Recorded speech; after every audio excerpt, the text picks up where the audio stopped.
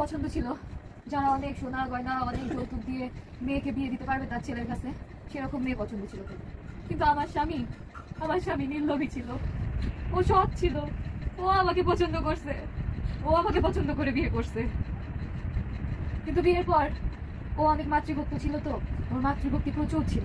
আমি সেটাকে অ্যাপ্রিশিয়েট করতাম, কারণ আমিও তো একদিন মা হবো, আমারও সন্তান তাহলে ওর মতো হবে, ওর যেহেতু সন্তান। যে একটা পর্যায়ে যখন যে দেখলাম আমার দেওয়ালে পিঠ থেকে গেছে, আমি খুব ওদের যত্ন করতাম, ওকে ওর মাকে, কিন্তু ওরা না আমাকে বুঝতো না। আমার হাজবেন্ড আমাকে প্রচুর ভালোবাসতো। তো ওই যে একটা এজ গ্যাপ, ওর জন্য ও আমাকে বুঝতো না।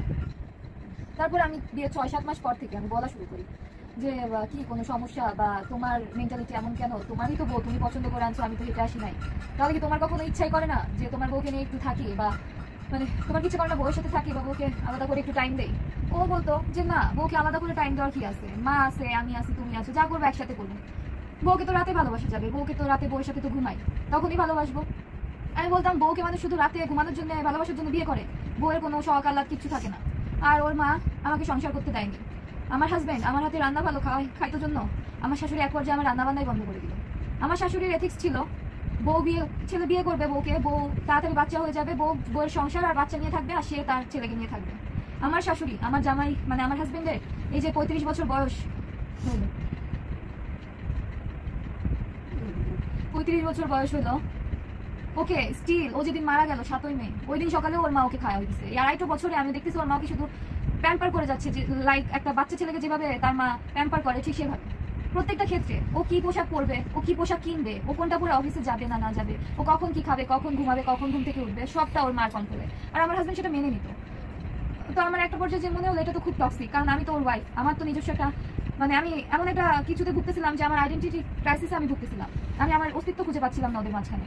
ওরা দুইজনে কথা বলতো, মা ছেলে, আমি যখনই ওদের মাঝে যেতাম ওরা স্টপ হয়ে যেত। এটা কেমন ব্যবহার? আমি তো ওর ওয়াইফ, ঘরের মধ্যে আমরা মাত্র 3টা মানুষ ছিলাম। ওর মা সকালে 2.5 বছরে ওর ব্রেকফাস্ট তৈরি করতো, আমাকে করতে দিত না, শুধুমাত্র ওর জন্য করতো। আমি কিন্তু আমার শাশুড়ি মাকে অনেক যত্ন করছি প্রথম 6-7 মাস, অ্যাজ লাইক যে আমার শাশুড়ি মা হয়তো বুঝবে, একটা দিন বুঝবে। আর আমার স্বামীর মুখের দিকে তাকিয়ে, কারণ ও তো ওর মাকে খুব ভালোবাসে। আমি ভাবতাম যে আমি যদি ওর মাকে ভালোবাসি, ও তো আরো ভালো থাকবে।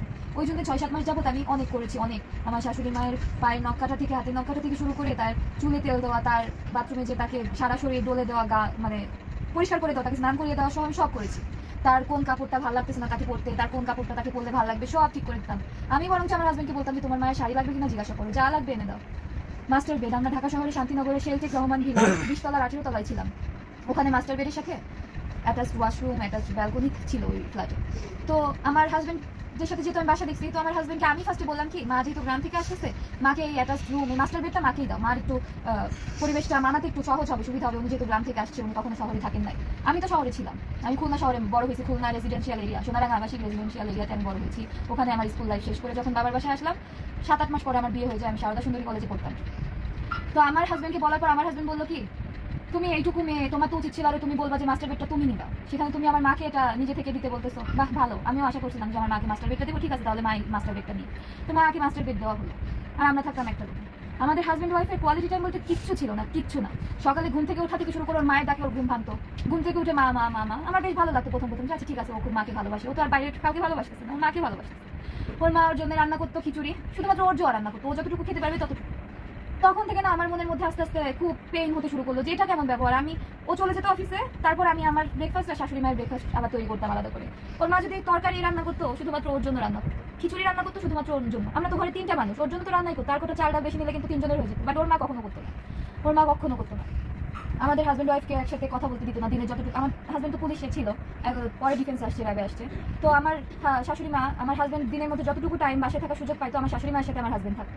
আমি কিছু মনে করতাম না, ভাবতাম যে ওর মা আসছে গ্রাম থেকে, ও তোর মাকেও তো পায় নাই, সংসার কেবল শুরু করছি, ঠিক আছে হয়তো একদিন ঠিক হয়ে যাবে। কিন্তু একদিন না, দিনের পর দিন হতেই থাকলো। আমার হাজব্যান্ডের মধ্যে আর কোনো পরিবর্তন নাই, ওর মাতৃভক্তি, ওর মাকে ভালোবাসতেছে, মাকে টাইম দিচ্ছে, বাট আমাকে আর টাইম